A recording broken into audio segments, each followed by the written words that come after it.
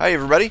We are going to talk about VI today in this lecture. VI has been derogatorily named the vicious interface, and probably for good reason, and is pretty complicated. It's also really powerful. So, if it's so vicious and it's so old, then why are we going to be studying it here? Well, the first reason is historical. So, understanding why it exists, why it came to occupy the place that it does, and how and why it was created is going to tell us about the underlying operating system. So it's going to tell us a lot about how Unix works. We'll also understand the language that it was developed in, or at the very least, we'll see the connections between Unix and C and the origins of some of the commands within these that VI uses. We'll see how those are used in other commands in Unix as well. So we'll be able to link together all of the different elements of Unix together by studying the tools as a whole. There are a lot of things that you can do in VI that you just can't do anywhere else. VI is incredibly powerful, especially if you are dealing with fixed width files, which is what the Unix world works with. So for manipulating large data files, VI is still a tool of choice. If you've got a lot of repetitive commands that you have to do over and over again, VI has a lot of macros that you can just run over and over again as part of the editor itself. Another reason is that VI is everywhere. It's going to be on every Unix system you ever use, no matter how big, no matter how small. Sometimes you just won't have any other options. So understanding it gives you flexibility as a computer scientist. You'll have the ability to edit these files wherever you are because of the basic familiarity you have with VI. All right. There are lots of text editors available on Unix. So ed, which just stands for editor, is a line editor only. It's kind of the classic basic one. We'll talk about that in a moment. EX was VI's predecessor. We've also seen Emacs, and we've mentioned a few others. Pico, there's others out there. VI was written by Bill Joy in '76. So, and one of the primary things that it did was add full screen visibility to EX.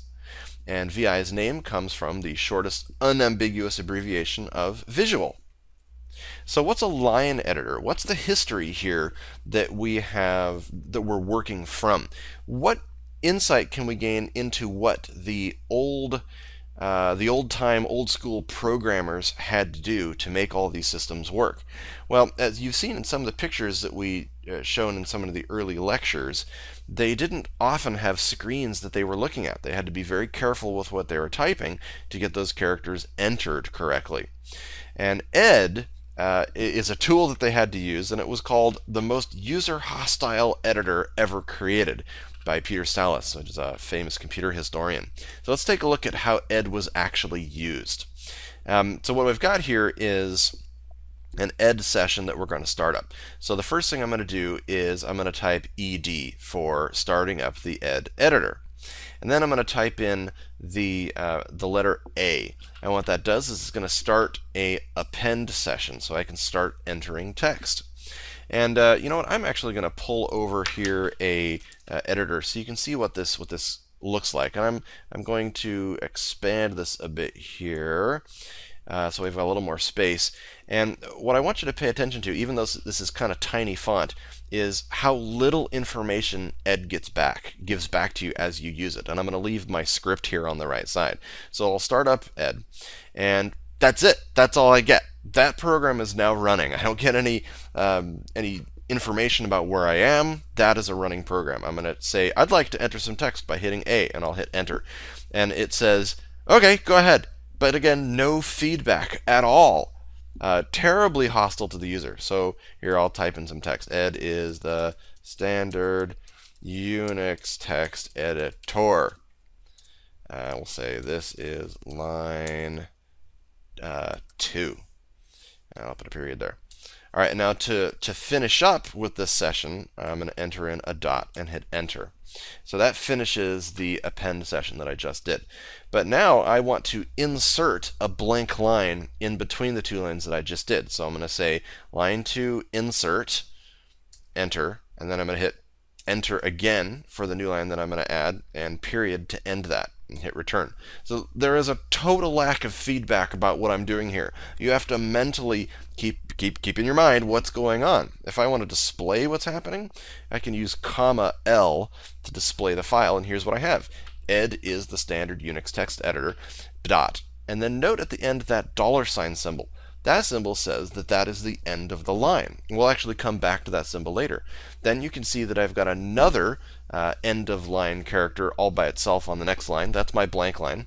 And then line 2 at the end, which is actually line 3, has a $ there as well. Now I want to replace that word 2 with the word 3, because it's not line 2 anymore, it's line 3.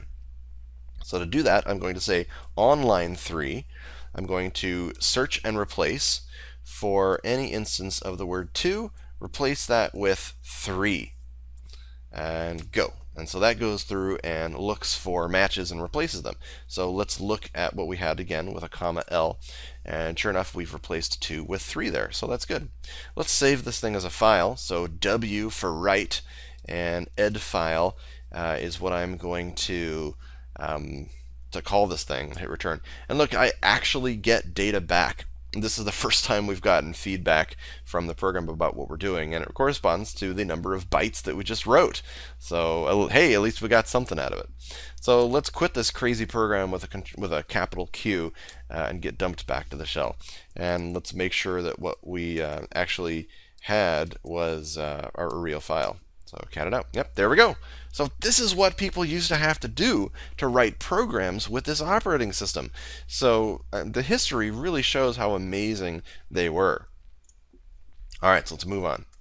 So VI, just because it's got a full screen interface doesn't mean it's easy to use, but it is very powerful. By way of note here, in '99, Tim O'Reilly, who is the founder of the computer book publisher O'Reilly Associates, which you may be really familiar with, they said that their company had sold more copies of the VI book than the Emacs book. And I don't necessarily think that that's because that's a better book or that people like VI more, but because it's so arcane and so difficult to understand, people needed the reference more. So as I go through all these different things that are possible in VI, the intention here is not that you memorize all the keystrokes. That's going to come by experience.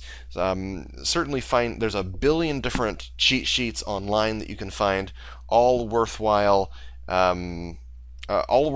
to look at, and those should be your reference, off on a second monitor while you work in VI. But I just want you to be aware of what's possible with VI as we take a look at it. All right, so VI works in a series of modes. So unlike in Word, where you're kind of always in this insert mode, you're just kind of always entering text into the screen. In VI, you switch between different modes. So in this visual environment, we have command keystrokes that we use to change the mode. Here's a little, dip switch that you can set different things on. So this is a good list of some of the real ones that we're going to use frequently. So normal, insert, command, and visual. There's a few others that are in there, but they're not as common. Okay, so here's what VI looks like.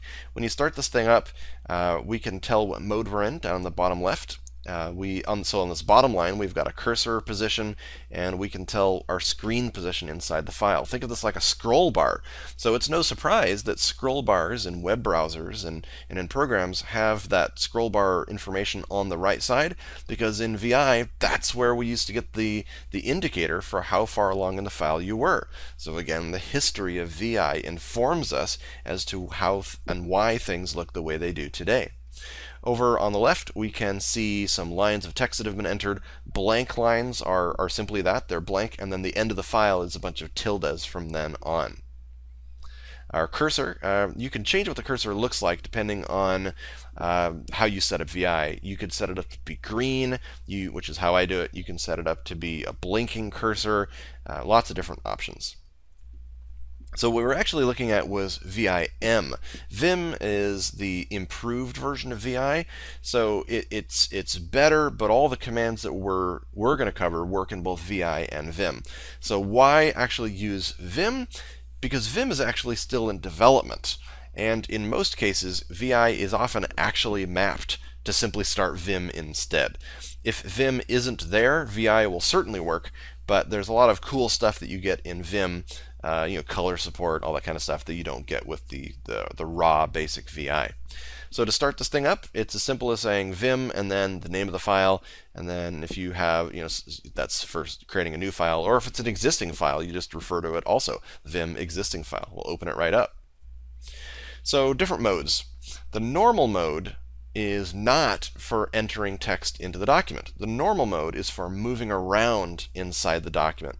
And it allows you to perform these one-shot edit commands on characters to manipulate the file, to change paragraphs, to even mess with large blocks of text, to do repetitive motions inside the file.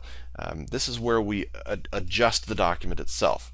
Insert is how we actually get text into the document. So insert mode inserts text in, and that's what our normal, what you see is what you get, editors can only do. We have a replace mode, which is used for overwriting. So if you've ever been using a text editor, say on Windows, and you've accidentally hit the insert key and it's switched to overwrite mode and accidentally starts overwriting everything you do, and it's really frustrating and you can't figure it out, that's what we're talking about here. So replace mode is one of the ones you can get into. Visual mode is for selecting areas of text, so that's like for cut, copy, and paste. And then we have the command mode, which is going to be for the whole file command. So save the whole thing, or search for something in there, or quit, that kind of stuff. So normal mode. Normal mode uses to move the cursor around uses H, J, K, and L. So we see here that the one of the classic games, one of the old ancient games called Rogue, used the same key set. And why did they use H, J, K, and L to move around? Because there were no arrow keys on these keyboards. So they had to come up with some other way to do it. So H is to the left, L is to the right, and J is down, and K is up. So this key set that was used in VI, they simply mapped it into Rogue also. So same kind of thing. The same group of people that are developing and using these systems start implementing things for fun also. And we see that in Rogue. The $, if you type that when you're in normal mode, it moves to the end of the line. And that makes sense because in ed, in that editor, we always saw a $sign at the end of a line. That is brought through into VI, where hitting that key takes you to the end of the line. So it's nice to see the connection there. 0 takes you back to the beginning of the line. W, it lets you advance from word to the right, and B lets you move to the beginnings of these words to the left. So you can do the same thing in Word by holding down Control and using the arrow keys left and right. Well, in VI it's W and B. So screen movement is Control D and Control U. You can use the Control key for several of these commands. So Control D and Control U. So if you look here out in VI, it's kind of a classic D&D setting. So this was all in the 70s, and Gary Gygax and D&D was all new. So we've got hit points and experience and strength and dexterity and that kind of stuff. And the character is right here. It's this little ampersand character, and he's attacking this F frog. These are tunnels, and these are different rooms and staircases and all kinds of good stuff. I think the goal is you're supposed to get down like 100 levels into the dungeon to find the wizard Yendor, take him out, and steal his amulet. So and right now this guy's only at level 3, so he's got a ways to go. Alright, how do you get into normal mode? Normal mode is where you start. When you fire up VI, you start in normal mode. To get back there, you hit escape. So if you're confused and you don't know where you are, you can just hit escape a bunch of times and it'll get you out of wherever you are. It'll bring you back to the normal mode. Just start whacking escape and it'll get you back up. And it'll start to beep once you get to normal mode. So in insert mode, you just type characters like normal. So you can still move around, but you have to use the arrow keys. So all of the other alphabetic keys have now been mapped to actually insert alphabetic keys, not to do operations. So if you want to move around, you have to use the arrow key, and if you want to get back to just moving around and doing commands to the file, you have to hit escape to get back out. So how do we get into insert mode in the first place? From normal mode, hit I, and that gets us in. So in our little example here, if I have the words "I like cats" and my cursor is right here in normal mode, If I hit I, then I'm now in insert mode, and it appears in the bottom left. It'll say, I'm in insert. And the actual insertion point for what's going to happen is on the left side of where that cursor is. So if I type in, say, the number 2, it's going to insert in between the T and the S. So still in insert mode there. Okay, so knowing that, if I'm at the end, how do I add a character to the right side? In this situation, you would use A, and A stands for append. So, start putting it on the right side. So if I'm in normal mode, I hit A, and it shoves my cursor to the right into a space that doesn't normally look like it's there.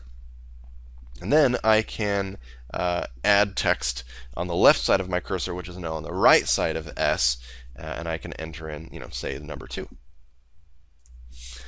Okay, so replace mode. Replace is for non-insertion typing, so we're just overriding the characters as we go. 2 ways to get there. R is going to replace the character that the cursor is over with the next one typed. So it's for replacing a single character. This happens all the time when you're programming. So you're in there and you realize, oh, that's the wrong character. I've got a typo. I want to change that from a 6 to a 7. So you just hit R and then the character you want, and boom, it's replaced. Capital R enters replace mode and stays there until you manually leave it by hitting escape to get back out. So visual mode is used to select text and then apply commands to it. So what you've selected gets marked with inverted characters. So as a demonstration here, if I have this 6 characters my line and I'm in normal mode with the cursor over the L, then if I hit V, now I'm in visual mode, and in this mode it'll say visual in the bottom left. And I can hit L, which means move me to the right, and move me 3 times over. So it'll highlight the L, the I, and the N as I go. Then I can hit Y to copy the text, and Y stands for yank. So cut and copy both start with C, so they decided not to use either of those, and they just used Y for yank back in the day. The insertion point for actually inserting, strangely enough, is on the right side. So once you have this copied with Y, you then hit P to paste, and it'll insert LINE in between this original L and the I. Okay, back in command mode. So command mode is going to be, we were talking about normal mode before. Now we're going to talk about command mode. Command mode is used to enter commands that are for the entire file. So a lot of these commands come from ed. So these had their genesis in the line editor ed. To save the file, you'd enter command mode by hitting the colon, and then you can start entering text. That'll appear down in the bottom left. You can just start entering in characters. So you hit colon to get into command mode, then W to save the file. And if you started it without a file name and you want to give it one, then you can specify a file name here. You'll have to type in a name and then hit enter to do that. You can also use it to save out a copy. So if you want to write out a new version, so maybe some backup copy of your thesis or something like that, you'll still be editing the original file, but you can save out a copy for backup, say at the current point you are. So it's kind of like saving a branch of the tree, a branch of the fork as you're working. You can quit out of VI from the command mode. So command mode Q gets you out, colon Q. You can save and quit at the same time with colon WQ. You can exit without saving with colon Q exclamation mark. And that's important. If you get yourself into VI and you start working on changing a bunch of lines, or you accidentally fire it up and can't figure out how to get out of VI because Control C does not work, then it can be really confusing. It'll tell you, you can't exit, and that's it. So the way you get out is colon Q exclamation mark. There's a little shortcut hotkey you can use. If you're in normal mode, you can just hit capital ZZ and it saves and exits the file immediately. So it's just a fast way out, and there's no colon that you use there. Searching and replacing is done also from command line, but there isn't a colon, or also from command mode, but there is no colon associated with it. You just hit the slash character and start typing. So slash and then some pattern will actually give you what you're searching for. It gets typed on there, and you hit enter and it goes to, it highlights all the instances in the file. So if I use N, that'll move me to the next instance of that pattern, and then capital N moves me to the previous instance of that pattern. So let me see if I can pop up our previous ed file here. Let's enter this thing. So vim ed file. So here I am inside it, and I realize it's small text, but I can. The point here is to show you what happens when I run the command. So if I hit slash, I can start searching for things. So if I type in the word 3 and hit enter, it'll highlight it for me. And I can still move around, and note that the highlighting stays there, which can be kind of annoying. So to get rid of it, go back into command mode and type NOHL, and it will remove all of the highlighting from the screen. So you can do a global search and replace. We saw something like this similar in ed, and of course this is the same terminology and syntax from ed with a couple of additions. The G at the end here says do it globally, do it across all lines through the entire file. And the percent here at the front means do it for all instances that are on that line. If you don't have that, then it'll just replace one instance on the line that it comes to. So the percent means do it to every instance on every line. G says do every line in the whole file. Okay, so let's look at our advanced command mode. So running a single Unix command from inside VI is something you can actually do. So if you want to look at, say, an ls command or something like that, you can do that from inside VI. They've tied the underlying shell into the editor itself. You can even run a Unix command and insert the output of that command into your file, which is just nuts.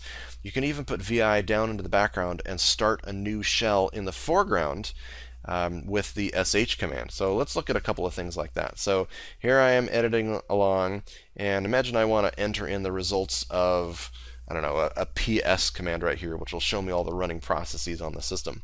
So I'm going to enter command mode with colon, use R for running a command, and then type in the command itself. So exclamation mark, and then we'll do PS and hit enter. And there it inserts the all of the different commands that are running into my editor directly. So that's pretty wild. I can use :sh to get out to a new shell. And if I run PS, I can see that VM is still actually running. Exit to get back out of this shell that I'm in, and it takes me back to VI. So powerful stuff. Okay, so in our normal mode here, so let's look at a few other commands. You can cut, and that's done with D instead of Y. So remember how I selected a bunch of stuff and then hit Y? Well, you could cut it with D, and if you want to delete an entire line, it's just DD to delete that line. YY copies the entire line. U is used to undo. So to delete the current character, you just highlight it and hit X. That's really handy. DW deletes the entire current word, also very handy. It's looking for white space. Transpose two characters, so you've fat-fingered it as you typed it. You can use XP to replace it. And what that's doing is it's deleting the character and then pasting the character in. And the deletion and insertion point are changing as you delete it, so the effect of it is that it transposes two characters. From any place you can append, you can go to append mode or insert mode at the end of the line from wherever you are with capital A. So here in our VI editor, I can hit Control A, and now I'm editing directly on, or capital A, and now I'm editing directly on the end of this line. So I can delete that word with DW, just blow the whole thing away. That's kind of fun. Here, let's reverse these two characters with XP. Here we'll just X out that particular 0, that kind of stuff. Okay, so we can open new lines. So inserting new lines is done with big O for above the insertion point and little o for below. We can delete the rest of the line from where we are with $. There's that same $sign again, referring to the end of the line. Lowercase s deletes the current character and then enters insert mode. That seems like a really specific command, but I am surprised at how often I actually use that. So I just use it a lot, and they have it as the lowercase s, which is a really common key on your keyboard. So it really does find a lot of usage. So some interesting way to join two lines. In Word, the way you do it is you'd go to the beginning of a line and hit backspace, and it would wrap the two lines up together. Within VI, you can join two lines together by, so here's my two lines. First line, all one line. Second line, all one line. To join them together, I hit capital J, and it brings the two together as one line. It's fairly handy. And let's see. Let's then look at doing multiple things at once. So if I do 5 delete, that is going to delete 5 lines starting at the current position. So we can start to use numbers to do a repetitive command throughout the file. So, and you can do a lot other crazy stuff with VI related to this. There's macros that you can insert, so you've got programmatic macros that you can trigger from your keyboard. So just look at our VI resources pages, our article online, and a ton of other VI cheat sheets. You'll be able to find stuff like the tilde key switches the case of a letter, which is really handy. So a lot of crazy stuff you can VI. Anyway, I hope this was interesting for you, not only because of the information about VI, but because as kind of a glimpse into the past for what it took to write the software that we nowadays take for granted. Because remember, before VI existed, somebody had to write the code for that thing in ED or some other horrible editor. So we owe them a debt of gratitude. All right, we will see you at our next lecture. Thanks.